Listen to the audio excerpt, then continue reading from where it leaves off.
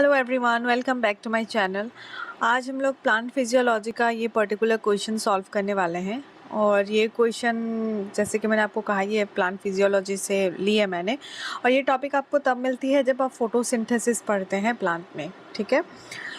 ये टॉपिक उसी में से है और अभी इसको सॉल्व करने वाले हैं। इसको सॉल्व करने से पहले आपको कुछ चीज़ें जानने की ज़रूरत है, और वो चीज़ें ये है कि आपको ये जानने की ज़रूरत है कि जो साइक्लिक एंड नॉन साइक्लिक जो फोटोफॉस्फोराइलेशन है ना, ये दोनों पाथवे को आपको अच्छे से जानना होगा, ठीक है। अगर आप ये दोनों पाथवे को जानते हैं तो फिर आप ये क्वेश्चन इजीली सॉल्व कर सकते हैं, लेकिन अगर नहीं जानते हैं तो मैं आपको थोड़ा सा बता देती हूँ एक्सप्लेन करके कि इसमें होता क्या है। तो ये रहा ओवरऑल जो लाइट रिएक्शन है उसका डायग्राम, ठीक है। इसमें आपको दिख रही होगी कि 680 और 700 वाला जो क्लोरोफिल पिगमेंट है उसके बारे में आपको यहाँ मेंशन की गई है, लेकिन यहाँ पे हमारा कंसर्न नहीं है। ये क्वेश्चन को सॉल्व करने के लिए आपको दो चीज़ें जानने की ज़रूरत है, साइक्लिक और नॉन साइक्लिक। तो जब हम नॉन साइक्लिक की बात करते हैं, नॉन साइक्लिक मतलब क्या, something that is linear, right. So linear मतलब जब रिएक्शन इधर से जाके इधर से होके ऐसे करके जाती है, तो this is known as non cyclic. अब जब हम साइक्लिक की बात करते हैं, साइक्लिक में क्या होती है कि चीज़ें जो होती है साइटोक्रोम B16 से ऐसे जाके क्या होती है, इधर से जाके फिर FD से इधर आके फिर वापस साइटोक्रोम में ख़त्म हो जाते हैं। मतलब इस पॉइंट तक वो पहुंच नहीं पाती, वो हमेशा साइटोक्रोम के इधर से जाएगी, इधर से होएगी और इधर पे ही घूमी रहेगी। मतलब दिस इज़ द साइकिल, ठीक है, दिस इज अ साइकिल।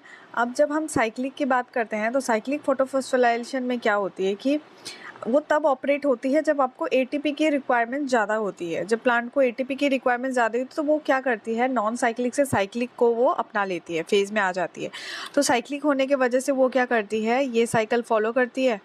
अब ये साइकिल फॉलो करने की वजह से आपको दिख रहा होगा कि यहाँ पे जो है NADP एज का फॉर्मेशन नहीं हो पाता, ठीक है। NADP एज का फॉर्मेशन नहीं हो पाता, तो यहाँ बस यहाँ साइटोक्रोम B6 तक ही दिक्कत रहती है। और यहाँ पे आपको दिख रही है कि ATP के अगर कुछ भी यहाँ पे कुछ इनहिबिटर आ गया या फिर कुछ भी दिक्कत हुआ, तो यहाँ सिर्फ साइक्लिक फॉस्फोराइलेशन में क्या होगा, सिर्फ ATP के फॉर्मेशन में उसे दिक्कत होने वाला है, ठीक है।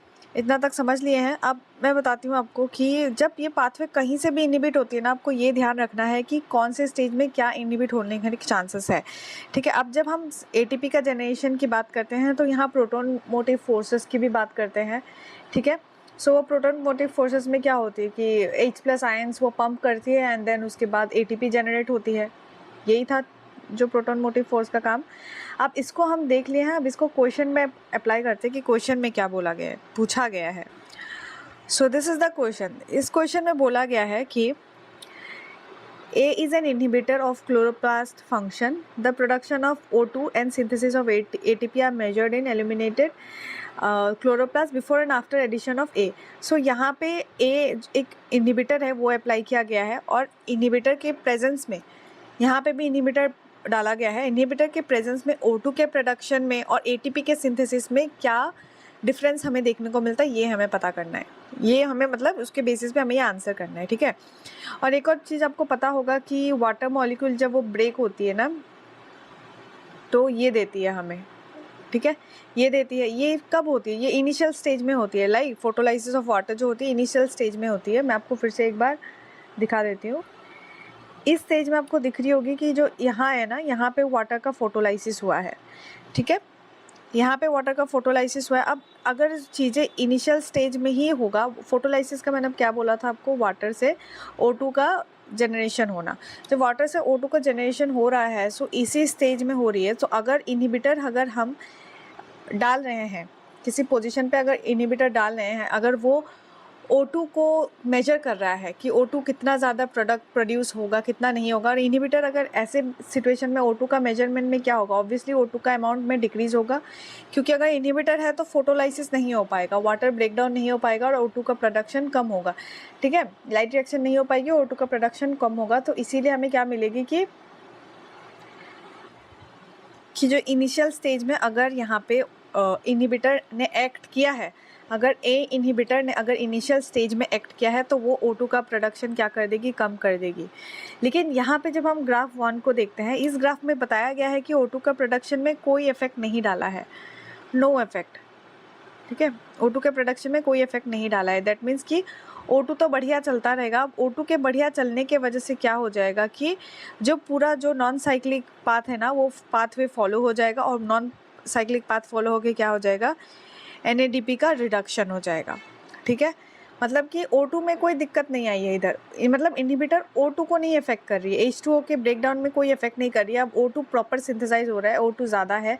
O2 ज़्यादा होने की वजह से क्या हो रहा है कि मैं ये नहीं कहूँगी कि O2 ज़्यादा होने की वजह से हमें फोटोसिंथेसिस ज़्यादा मिल रही है। मैं ये कहना चाहती हूँ कि O2 ज़्यादा होने का मतलब क्या है कि वाटर ब्रेकडाउन हो रहा है, और वाटर ब्रेकडाउन होने की वजह से वो क्या करता है, इलेक्ट्रॉन्स रिलीज़ करेंगे, और वही इलेक्ट्रॉन जो होती है थ्रू नॉन साइक्लिक पाथवे वो क्या करती है, एक एक जो कंपाउंड को ट्रांसफ़र कर करके, एक एक पिगमेंट को ट्रांसफ़र कर करके वो NADPH का फॉर्मेशन करती है। ठीक है, तो यहाँ से हमें क्या पता चला, यहाँ से हमें ये पता चला कि अगर यहाँ पे ऑक्सीजन के प्रोडक्शन पे कोई फ़र्क नहीं पड़ रहा है इनहिबिटर का, तो इस वजह से क्या होता है, ऑक्सीजन वाटर ब्रेकडाउन होता है, ऑक्सीजन और इलेक्ट्रॉन्स फिर रिलीज़ करता है। वही इलेक्ट्रॉन्स लेके जो क्लोरोफिल मॉलिक्यूल्स है वो एक दूसरे को पास कर करके क्या होता है, NADP को देता है, एंड देन उसके बाद NADPH में कन्वर्ट होता है। ठीक है, ये तो समझ में आ गया। डेट मीन्स कि साइक्लिक पाथवे को फॉलो करिए, इसको कोई दिक्कत नहीं दे रहा, वो चुपचाप जाके वहाँ पे NADPH फॉर्म कर रहा है। लेकिन अगर हम दूसरा केस देखें, दूसरा केस में हमें ये दिख रहा है कि जो ATP की सिंथेसिस में ना ड्रास्टिक चेंज आया, मतलब कि विथ टाइम इनहिबिटर के डालने पे क्या हो गया, ATP की सिंथेसिस में हमें रिडक्शन देखने को मिला है। अब वापस देखते हैं चार्ट, तो जब हम इस साइकिल में वापस देखते हैं तो हमें क्या पता चला है कि ग्राफ में क्या बताया गया है कि जो ATP है ना, ATP का रिडक्शन हुआ है। जैसे कि मैंने आपको बताया था कि ऐसे करके एक साइक्लिक पाथवे चलती है, ATP का इनहिबिटर का इफेक्ट से क्या हो गया, ATP का रिडक्शन हो गया, ATP का अमाउंट बहुत ही ज़्यादा कम हो गया। कि डेट मीन्स कि जो इनहिबिटर डाला गया है वो ATP के प्रोडक्शन को इनहिबिट कर रहा है। ठीक है, यहाँ चीज़ें थोड़ी सी इंडिपेंडेंटली आपको सोचनी पड़ेगी कि साइक्लिक चीज़ें जो होती, नॉन साइक्लिक चीज़ें जो होती है वो अपने आप में यहाँ पे चल रही है। ठीक है, एंड फिर उसके बगल में क्या होती है, साइक्लिक भी चल रही है, उसके बगल में क्या हो रही है, एक साइक्लिक भी फेज़ चल रही है, और साइक्लिक फेज़ में क्या हो रही है कि यहाँ पे ATP का प्रोडक्शन हो रहा है, और साइक्लिक फेज़ में ATP का प्रोडक्शन अगर हो रहा है, अगर इनहिबिटर हम ATP के प्रोडक्शन पे डाल रहे हैं तो सिर्फ ATP का प्रोडक्शन बंद होगा। ठीक है, यहाँ पे जो नॉन साइक्लिक पाथवे उस पर कोई भी इफेक्ट नहीं डालने वाला है, क्योंकि ये तो अपना काम करता रहेगा, बस ATP प्रोड्यूस नहीं हो रहा है। अब ATP प्रोड्यूस नहीं होने की वजह से क्या हो गया, जो ऐसे करके होता है ना, यहाँ स्ट्रोमा होता है, सो थाइलोकाइड का जो लुमेन होता है ना, इसमें H+ का बहुत ज़्यादा कंसंट्रेशन बढ़ जाएगा, क्योंकि H+ बाहर तो जा रहा है, लेकिन इससे क्या हो रहा है, ATP जो हो रहा है वो प्रोड्यूस नहीं हो रहा है। ठीक है, सो ATP के प्रोडक्शन में दिक्कत आएगी जो, लेकिन ऑक्सीजन का, अगर ऑक्सीजन यहाँ पे फॉर्म हुआ है, अगर इलेक्ट्रॉन इस साइक्लिक नॉन साइक्लिक पाथवे को मिल रहा है, तो फिर वो क्या करेगा, वो सीधा जाके क्या करेगा, NADP को देगा, इलेक्ट्रॉन दे देगा, और उसके बाद क्या हो जाएगा, वो NADPH में कन्वर्ट हो जाएगा। मतलब कि दिक्कत सिर्फ ATP के प्रोडक्शन में। ये दोनों इंडिपेंडेंट चीज़ है, आप देख रहे हैं, ये इंडिपेंडेंट है, ये इंडिपेंडेंट है, और यहाँ पे एक जो साइक्लिक पाथवे चल रही है वो भी इंडिपेंडेंट है। ठीक है, इतना तक आप समझ में आ गए। अब साइटोक्रोम से ऐसा नहीं है कि अगर आप यहाँ पे कोई इनहिबिटर डालेंगे, ठीक है, ऐसा नहीं कि यहाँ पे कोई आप अगर इनहिबिटर डालेंगे तो वो इस ऑफकोर्स इस पर इफेक्ट तो पड़ेगा ही, H+ यहाँ पे जनरेट नहीं होने वाली है, लेकिन अगर आप इनहिबिटर ATP के यहाँ पे डालेंगे तो फिर क्या होगा, ये पाथवे को कोई हार्म नहीं होगा, सिर्फ ATP के फॉर्मेशन में इनहिबिट होगा। ठीक है, इतना तक हम समझ लिया। अब हम क्वेश्चन की तरफ बढ़ते हैं।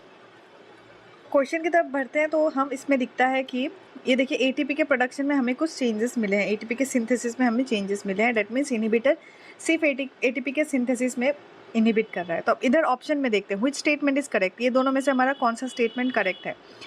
ए inhibits the reduction of NADP, नहीं ऐसा नहीं है। क्यों, क्योंकि हमारा ऑक्सीजन तो बिल्कुल जैसा बन रहा था उसी रेट में वो बन रहा है, ऑक्सीजन की कोई कमी नहीं आ रही है, तो उसमें कोई ऑक्सीजन की प्रोडक्शन में कोई चेंजेस नहीं आए हैं। डेट मीन्स कि जो वाटर मॉलिक्यूल है वो प्रॉपर इलेक्ट्रॉन्स छोड़ रहा है, और वही इलेक्ट्रॉन्स क्या हो रहा है, कन्वर्ट होके NADPH में कन्वर्ट हो रहा है। ठीक है, तो क्या इसमें कोई फ़र्क आया है, ए इनहिबिट्स क्या NADP को इनहिबिट कर रहा है, नहीं। अगर ये कर रही होती तो ऑक्सीजन का जो प्रोडक्शन था ना वो ऐसे करके नीचे जाना चाहिए था, लेकिन ऐसा नहीं हुआ है, राइट। तो ऐसे करके हमने देख ली, ऑप्शन ए तो बिल्कुल गलत हो रहा है। एंड देन उसके बाद देखना है कि ऑप्शन सेकेंड में क्या बोला गया है, A inhibits the proton gradient under reduction of NADP. अब अभी हमने देखा वन ऑप्शन में कि रिडक्शन ऑफ एनएडीपी को ये इनहिबिट नहीं करता, ये सिर्फ प्रोटॉन ग्रेडियंट को इनहिबिट करता है, राइट। लेकिन इसमें बोला गया है कि दोनों ही इनहिबिट हो रहा है, लेकिन ऐसा नहीं है इससे, तो हमारे लिए फर्स्ट एंड सेकंड ऑप्शन क्या हो जाएगा, गलत हो जाएगा। अब पहुँचते हैं थर्ड ऑप्शन पे। सो यहाँ पर थर्ड ऑप्शन में बोला गया है A inhibits the proton gradient but not the reduction of NADP. Of course ऐसा ही है, क्योंकि एटीपी की सिंथेसिस मतलब क्या हो रहा है, यहाँ पे कुछ प्रोटॉन ग्रेडियंट में कुछ इनहिबिशन हुआ है बाय ए इनहिबिटर, राइट। प्रोटॉन ग्रेडियंट में कुछ दिक्कत हुआ है जिसकी वजह से एटीपी सिंथेसाइज नहीं हुआ है। अब इलेक्ट्रॉन ट्रांसपोर्ट चेन जब आप पढ़ेंगे आपको पता होगा कि इसमें क्या कह रहे हैं। तो इसके वजह से एटीपी सिंथेसाइज नहीं हो रहा है, एटीपी सिंथेसाइज नहीं हो रहा है, इसके वजह से ये क्या हो रहा है, नीचे जा रहा है, इसकी ग्राफ जो है फॉल हो रही है।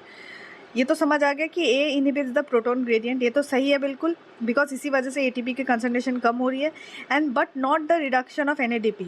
ऑफकोर्स ये एनएडीपी के रिडक्शन को इनहिबिट नहीं करती है, बिकॉज हमें यहाँ पे दिख रही है कि ऑक्सीजन बरोबर प्रोड्यूस हो रहा है, ऑक्सीजन बरोबर प्रोड्यूस हो रहा है। दैट मीन्स इलेक्ट्रॉन बरोबर मिल रही है पूरी जो नॉन साइक्लिक पाथवे को इलेक्ट्रॉन मिलने की वजह से वो अपना काम करता रहेगा और एनएडीपी प्रोड्यूस करता रहेगा। बस एटीपी के फॉर्मेशन में थोड़ी सी प्रोटॉन ग्रेडियंट के फॉर्मेशन में दिक्कत होगी, जो एटीपी के सिंथेसिस में हेल्प करती है। हमें तो अपना ऑप्शन मिल गया, थर्ड वाला सही है। वैसे एग्जाम में आप फोर्थ तक पहुंच जाइए ही मत, टाइम वेस्ट होगा, लेकिन फिर भी यहाँ पे अब हम एक्सप्लेन करते हैं फोर्थ को। A inhibits neither the proton gradient nor the reduction of NADP. नहीं, ऐसा नहीं होता। ए प्रोटॉन ग्रेडियंट को तो वो इनहिबिट करता है, और रिडक्शन ये तो चलो ये इनहिबिट नहीं करता, बट जो पहला जो पॉइंट दी गई है ना, उसके वजह से ये फोर्थ ऑप्शन भी गलत हो जाता है। ऐसे करके हमने देख लिया क्वेश्चन को कि कैसे सॉल्व किया जा रहा है। थोड़ा सा ट्रिकी है, आपको बस थोड़ा सा कॉन्सेप्ट लगाना है। ये लगाने की वजह से आपको यहाँ पे दिख रही है कि ऑप्शन थर्ड जो है ये सही आंसर हो जाता है, ठीक है। सो गाइज, आज हमने सॉल्व किया है ये वाला पर्टिकुलर क्वेश्चन जो फोटोसिंथेसिस से बिलोंग करता था। एंड आगे भी ऐसे मैं बहुत सारे क्वेश्चन सॉल्व करके लाने वाली हूँ। तब तक अगर आपको लग रहा है कि आपको भी ऐसे कंटेंट की ज़रूरत है, आपको क्वेश्चन सॉल्व या फिर प्रैक्टिस के लिए हेल्प की ज़रूरत है, तो आप मेरे चैनल को सब्सक्राइब कर सकते हैं। और एक बात, मैं अपने चैनल पे छोटे छोटे टॉपिक्स भी एक्सप्लेन करती हूँ। अगर आपको लगता है कि आपको भी ज़रूरत है ये इन टॉपिक्स पढ़ने की, अगर आपको लगता है कि ये हेल्पफुल है आपके लिए, you are the right consumer, तो फिर आप मेरे चैनल को सब्सक्राइब कर दीजिए और नोटिफिकेशन ऑन कर दीजिए, क्योंकि आपको डेली अपडेट्स इसी से मिलते रहेंगे। एंड अगर आपको ये पर्टिकुलर वीडियो पसंद आई है, आप लाइक कर सकते हैं। And if you want to like suggest me something, तो आप मुझे कमेंट सेक्शन में बता सकते हैं। And if you want to ask, और आप चाहते हैं मैं किसी पर्टिकुलर टॉपिक को डिस्कस करूँ, आप मुझे कमेंट सेक्शन में बता सकते हैं। I will try to respond to it as soon as possible. So that's all for today. Thank you so much for watching guys, and keep learning.